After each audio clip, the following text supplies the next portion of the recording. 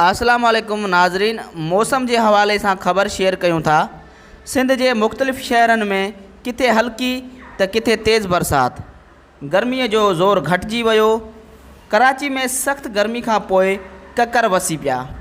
Malir, defence, Clifton, कियामाड़ी, Mahmudabad, Gulistan जोहर, लांडी ऐं ॿियनि इलाइक़नि में वसकारे बाद गर्मी घटिजी वई। सखर, खैरपुर, लाड़काणो, जेकबाबाद, नवाबशाह, कंबर, नओं देरो ऐं ॻड़ी खेरो देरो में भी मींहुं वसी पियो।